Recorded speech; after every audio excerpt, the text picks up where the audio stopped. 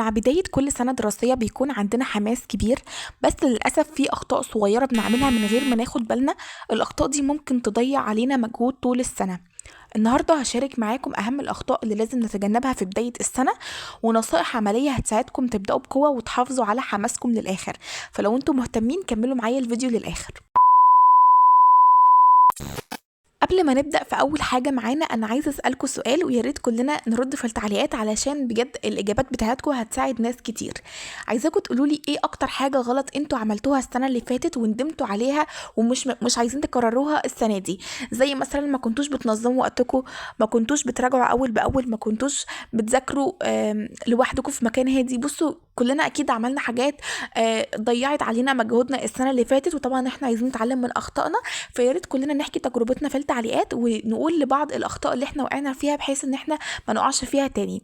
وبس كده، تعالوا نبدا باول خطا شائع بيحصل في بدايه كل سنه: تراكمات من اول اسبوع. طلاب كتير بيقولوا ان لسه بدري، والمناهج في الاول بتكون خفيفه وسهله، حتى مش لازم نذاكر كده من الاول ومش لازم نشد، احنا لسه في الاول وعادي لو راكمنا نبقى نراجعه بعدين او نلمه بعدين.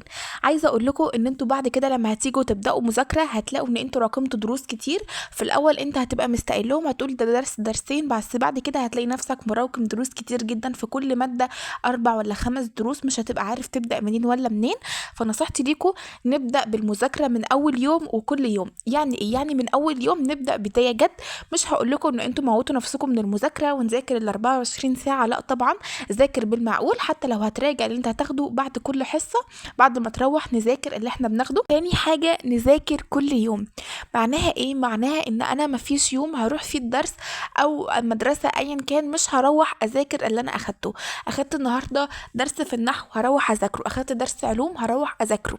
ايا كان اللي انت هتعمله، المهم ان احنا نروح نذاكر، عشان مش عايزين نراكم من اول السنه. طبعا انتوا اكيد جربتوا التراكمات وعارفين يعني ايه لما بنيجي قبل الامتحانات مش عارفين نلم التراكمات والحاجات دي، ما بنبقاش عارفين نتصرف فيها بجد. تاني خطأ ده بقى انا هقول لكم 90% من الطلاب بيقعوا فيه. بصراحه انا عارفه ان ده اكتر حاجه كلنا منبقاش عارفين نعملها، وهي عدم تنظيم الوقت. مش عارفين ننظم وقتنا صح بسبب دروس كتير، مدرسة، ضغط من كل حاجة، مش عارفين ازاي ان احنا ننظم وقتنا. عايزة اقول لكم ان المذاكرة العشوائية دي بتضيع وقت كبير جدا.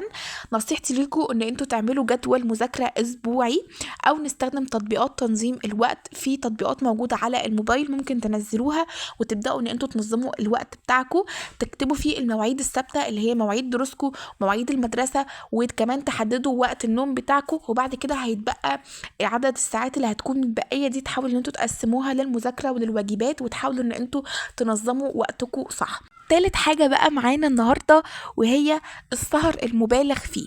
السهر طبعا احنا عارفين ان هو بيقلل التركيز، بيأثر على الحفظ. تبقى قاعد في الحصة كده ما انتش مركز ومش عارف تستقبل المعلومات بسبب ان انت مش نايم كويس. طبعا بنسهر وبعد كده نصحى الصبح نروح المدرسة وراها دروس، وبعد كده نقعد نحل واجبات ونذاكر ونحفظ. فطبعا احنا لو مش نايمين كفاية اكيد هنصحى تعبانين جدا، مش فايقين ومش عارفين اصلا ان احنا مخنا يستوعب اي معلومات. محتاجين ان احنا نرتاح كويس وننام على الاقل 6-7 ساعات نوم، تبقى مخنا كده يرتاح فيهم عشان نقدر ان احنا نصحى نستوعب الكلام ده كله.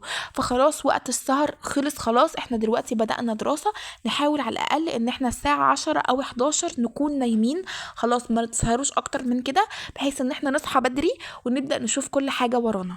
الخطأ اللي بعد كده بقى وهو الناس اللي بتعتمد على الحفظ المباشر. عايزه اقول لكم الناس اللي بتفضل ماسكه الكتاب تقعد تحفظ تحفظ تحفظ، ده بيخليك تنسى بسرعه. صدقوني لو انت قاعد تحفظ وانت مش فاهم الحاجه مش هتعرف ان انت تحلها. لو جالك السؤال بطريقه مش مباشره مش هتعرف تجاوب عليه خالص.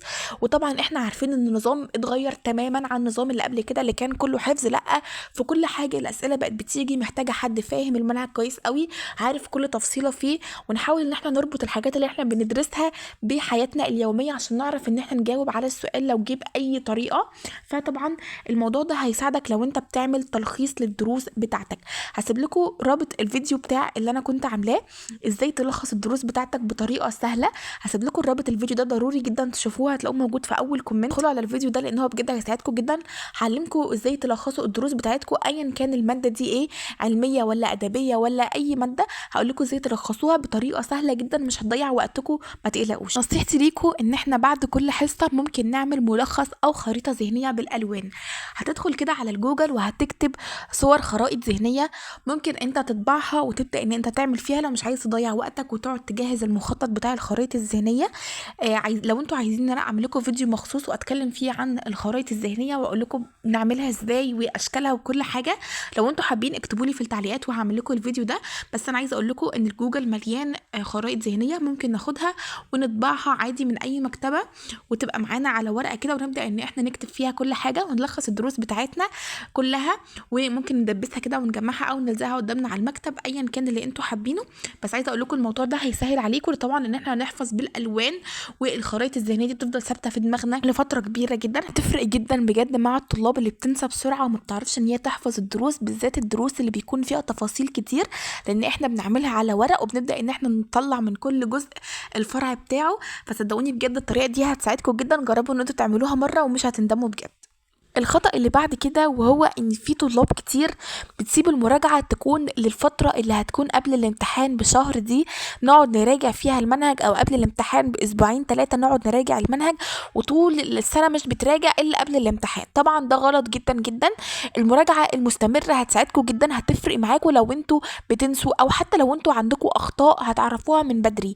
يعني مثلا ممكن تقعدوا بعد كل اسبوعين نبدأ نقعد كده ونراجع على كل اللي احنا اخدناه.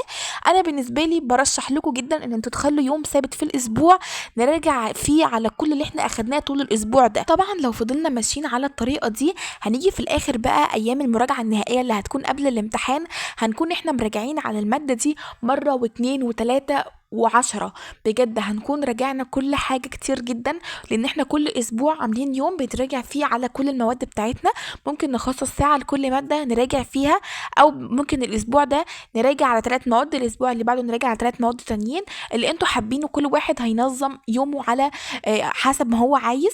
ولكن ان احنا لما هنيجي نوصل للمراجعة النهائية هنلاقي نفسنا احنا مراجعين كتير جدا، مش هتبقى لسه بنراجع لأول مرة واحنا ناسيين بقى المنهج، هنيجي من الاول هيبقى الموضوع صعب علينا. لكن لو احنا كده كده متعودين ان احنا بنراجع على طول كل اسبوع بنراجع فالموضوع هيبقى سهل علينا جدا. الخطأ رقم 6 بقى وهو المذاكرة في بيئة مشتتة. يعني ايه؟ يعني احنا ممكن نقعد نذاكر، المكتب حوالينا كله ورق وكتب ومكركب على اخره، احنا مش عارفين نذاكر. التلفزيون، الموبايل والدوشة جنبنا هتضيع تركيزنا. يعني مثلا انا ما ينفعش ابقى قاعدة بذاكر والشاشة شغالة او الموبايلات شغالة جنبي وانا قاعدة بذاكر، كل ده طبعا هيضيع تركيزنا، هيخلينا بنحل، حتى لو احنا قاعدين بنحل اسئلة ممكن نحلها غلط بسبب ان احنا مش عارفين نركز من الدوشة.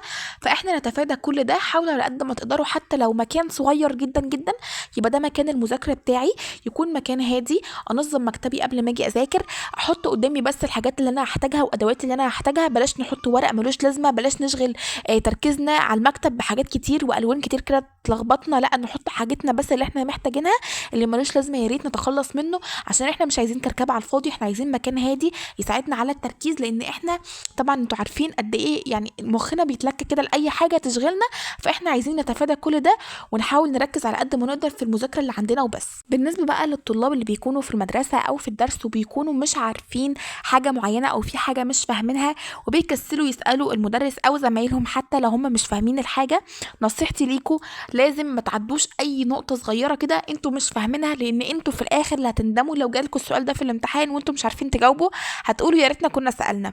فلو انتوا مش فاهمين حاجه نسال المدرس بتاعنا.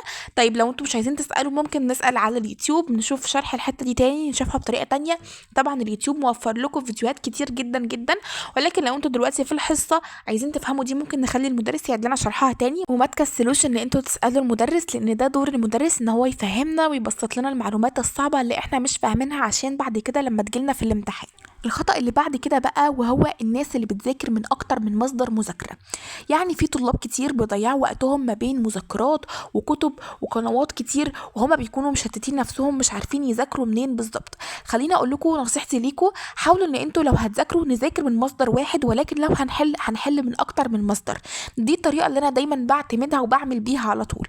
انا مثلا مذكره المدرس دي انا مش فاهمه منها او حاساها ان هي ملخبطه وفيها كلام كتير مش مترتبه ومش متنظمه، انا بقوم على طول رايحه جايبه الكتاب بذاكر منه، وبركن المذكره على جنب، او بخلي المذكره دي ان انا بحل الاسئله اللي فيها وبس. ولكن لو انا برضو شايفه ان المذكره منظمه كل حاجه، ما بجيبش الكتاب خالص وبخليني معتمده على المذكره اعتماد كلي. طالما هي جايبه كل حاجه، لما كل المنهج مش سايبه نقطه مش موجوده فيها، خلاص انا بعتمد على المذكره عشان ما شتتش نفسي. ما ينفعش اكون قاعده دلوقتي انا هذاكر عربي، اجيب كتاب الامتحان في العربي، واجيب كتاب الاضواء، واجيب كتاب مش عارفه ايه، واجيب المذكره، واجيب قناه مش عارفه مين وقناه مين، واقعد بقى جايبه كل ده حواليا وخلاص انا هذاكر دلوقتي العربي. لا طبعا، انتوا هتبداوا منين ولا منين بالظبط؟ فنوحد كده مصدر المذاكره بتاعنا.